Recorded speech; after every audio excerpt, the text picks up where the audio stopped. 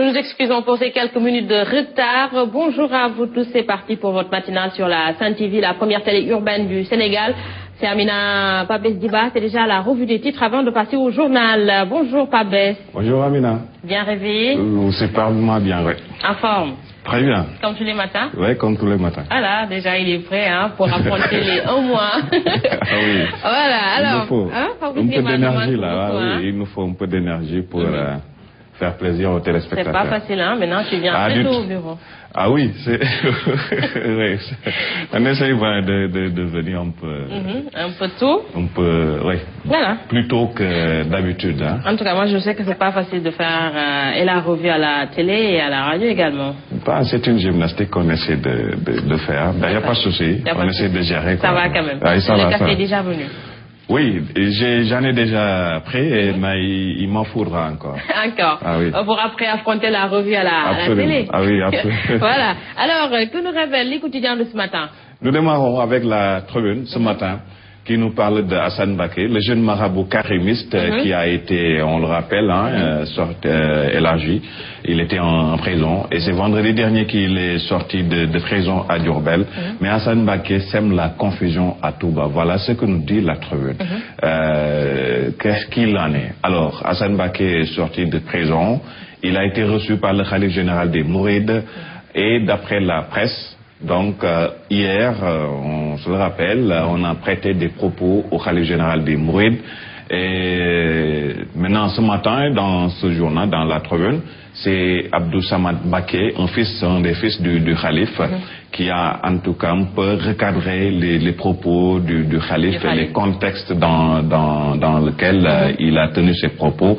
Et il n'a pas du tout, ce marabout-là, n'a pas aimé que les propos du khalife quand même soient répertoriés dans la presse. Et il s'en est pris à Serigne Cheikh Thioro Mbacké, qui est un proche du khalife, qui est également de ses porte-paroles. Et donc c'est une confusion, on n'y comprend plus rien à propos donc de cette affaire Serigne Hassan Mbacké là.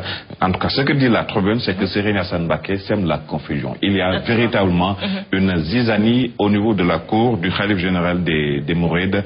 Et voilà ce que nous apprend la Tribune ce matin. Le fils du khalife dément les propos prêtés à son père. Voilà, donc Hassan Mbacké bénéficie d'une liberté provisoire. Ah oui, il bénéficie d'une liberté provisoire. Vous savez qu'il avait été aussi emprisonné à cause de l'incendie du domicile de Moustapha Cissé Lo à Touba. Donc il a bénéficié d'une liberté provisoire assortie quand même de certaines conditions. Voilà, il lui est interdit de voyager, entre autres.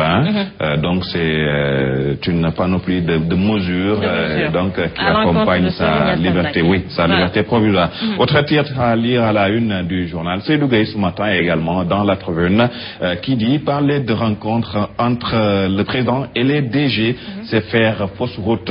Ça aussi, on en a parlé longuement, la rencontre ou la séance de travail que le président a eu avec des DG et chefs d'agence. Et la presse est revenue largement sur ça en parlant du malaise que pourrait créer Macky auprès de ses ministres. Et ce matin, Seydou semble recadrer également ce qu'ont dit les journalistes et certains politiciens qui cherchaient certainement à aussi semer la confusion entre le président. Voilà, on sent un peu que la hiérarchie a été brisée. Évidemment. Nous qui sommes peut-être éloignés de la gestion des affaires publiques, on ne comprenait pas, on a vu simplement à la télé que le président reçoit des DG, des directeurs d'agence et le communiqué également qui a émané du palais nous a parlé de rencontres entre les DG et les directeurs d'agence. On peut se poser légitimement des questions. Pourquoi le président a senti le besoin de se passer de ses ministres pour... oui, mais Seydou Gueye, ce matin, vraiment, revient sur ça et recadre le débat. Il nous dit que parler de rencontre entre le président et les DG, c'est faire fausse route. Voilà ce que nous dit Seydou Gueye. Voilà qui est clair. Non, pour autant, est-ce que ça va clore le débat? Reste à savoir. Autre information à lire dans la Tribune toujours, c'est à propos de l'inspection générale d'État qui fouille Idi et Diatara à Thiès. On en a parlé il y a quelques semaines. L'IGE qui doit aller normalement à Ziguinchor, fouiller également la gestion de Abdoulaye Baldé, à Saint-Louis de Bamba Dièye, à Thiès de Idrissa Seck. À l'époque, on a parlé de règlement de compte politique, puisque ça aussi, ces personnalités-là aussi, ce sont celles qui mènent l'opposition. C'est des acteurs politiques. C'est des acteurs politiques de premier plan, et on n'a pas compris pourquoi ces municipalités gérées par ces personnalités-là. Peut-être on y verra beaucoup plus clair. Beaucoup plus clair, oui. Voilà. Alors, ça, c'est des informations à lire à la une du journal La Tribune. L'Observateur. L'Observateur, c'est Oumar Sarr qui indispose le palais. C'est à propos de son affaire, de la bravade qu'il avait fait là. De l'interdiction. De l'interdiction faite par le préfet de Dakar, qui avait déchiré l'arrêté du préfet. Mais l'affaire est gérée au plus haut niveau, au niveau du palais. Alors, c'est pas encore fini. Du tout. Et l'affaire a été évoquée devant le président et l'Obs ce matin revient sur ça et Macky Sall qui recommande la prudence. Il conseille véritablement la prudence puisque c'est une affaire politique qui a des relents politiques avec aussi la gestion de l'État puisque c'est un arrêté du préfet qui aurait été déchiré par Oumar Sarr. Maintenant, Oumar Sarr est un politique. Est-ce que, à lire le journal, donc c'est les questions que se pose le cercle du président de la République.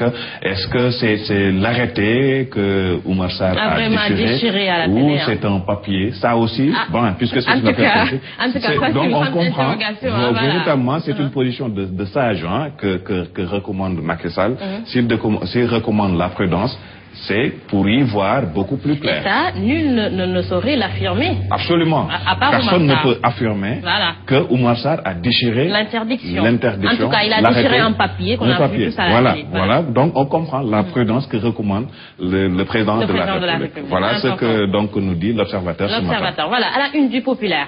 Le Populaire, le Sénégal qui teste un vaccin anti-Ebola. Ça c'est bien. C'est une bonne nouvelle. C'est une très bonne nouvelle. C'est une bonne nouvelle. Donc c'est des recherches à avancer donc contre la lutte contre le virus Ebola. Le Sénégal donc qui teste un vaccin anti-Ebola, plus d'une centaine de volontaires vaccinés. Pourquoi l'étude est menée au Sénégal? À lire donc le journal en page 4 et le journal donc nous parle de ça. Voilà, le quotidien, indemnisation des impactés. Il a tout bas une autoroute de frustration. Voilà ce que nous dit le journal. Le tracé de l'autoroute, là où donc doit passer l'autoroute, il y a des indemnisations à faire, des gens à déplacer, des champs qu'utilisaient des cultivateurs. Ça aussi, c'est tous ils doivent être indemnisés. Mais apparemment, ça pose problème, ça coince. Et voilà ce matin pourquoi le journal nous parle d'une autoroute de frustration. C'est les indemnisés, les impactés. De l'autoroute, donc qui se font entendre dans le journal. Voilà. Alors si vous voulez savoir où en est-on avec le projet autoroute Ila-Touba, il faut lire le journal. Peut-être autre information à lire à la une du journal. La gestion catastrophique de Matar Ba, qui est le ministre des Sports. Le journal nous parle de la galère des Lions du basket à Tunis, faux départ des athlètes pour le Brazza, entre autres problèmes. Donc le journal qui met en cause la gestion de Matar Ba, gestion que le journal Mendy a été très fâché. Oui, absolument. Et à juste raison. Des professionnels comme ça, on ne peut pas les traîner à l'aéroport comme des malpropres comme ça. C'est pas normal. C'est pas normal. Et le quotidien revient ce matin sur ça. Voilà, le Témoin quotidien. Le Témoin nous parle d'un baril à moins de $40. L'État pickpocket pompe 45 milliards de francs CFA. Ça aussi, beaucoup de spécialistes d'analystes, beaucoup d'économistes ne comprennent pas pourquoi le carburant est toujours cher au Sénégal, alors que le baril est à moins de $40. Ça aussi, c'est l'affaire des économistes. Pourquoi c'est cher, c'est devenu si cher? Et la dernière sortie de Moussa Touré, qui est aussi un économiste de renom, aussi nous a dit que l'État semble donner raison à ce que nous dit le journal. L'État pickpocket pompe 45 milliards de francs CFA. Voilà. Allez savoir donc pourquoi l'État nous... Également, le carburant est toujours très cher. Toujours cher. À nous, on en sait quelque chose. Voilà. Le soleil. Pour terminer, le soleil, donc téléphonie mobile, la portabilité du numéro, une innovation majeure. On en a parlé et on continue aussi d'en parler. La portabilité, ça peut être aussi une bonne affaire pour les usagers, ceux qui utilisent les téléphones portables. Le fait de pouvoir disposer des numéros des opérateurs qui sont sur le marché au Sénégal, c'est toujours bien pour le consommateur. C'est une bonne innovation. C'est important. Ça arrange également les Pape Besdiba, les Ahmed Aïdara avec les gros portables. Ils en ont 3.